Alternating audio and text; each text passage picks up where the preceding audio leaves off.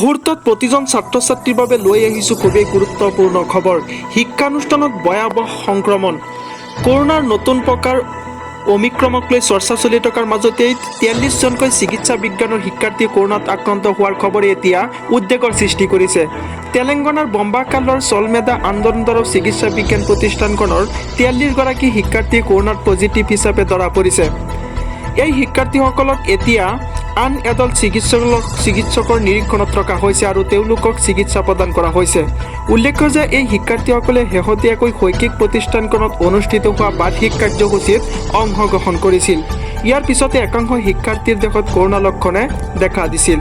শৈক্ষিক প্ৰতিষ্ঠানখনৰ একাংশ শিক্ষাৰ্থীৰ দেহত কৰোনাৰ লক্ষণ দেখা দিয়াৰ পিছতে শিক্ষাৰ্থীসকলক কৰোনাৰ পৰীক্ষা কৰোৱা হৈছিল আৰু তেতিয়া 43গৰাকী শিক্ষাৰ্থী কৰোনাত আক্ৰান্ত হোৱাৰ তথ্য পোহৰলৈ আহে। এই ঘটনাৰ পিছতে শৈক্ষিক প্ৰতিষ্ঠানখনৰ লগতে হোষ্টেলসমূহ বন্ধ কৰা হৈছে।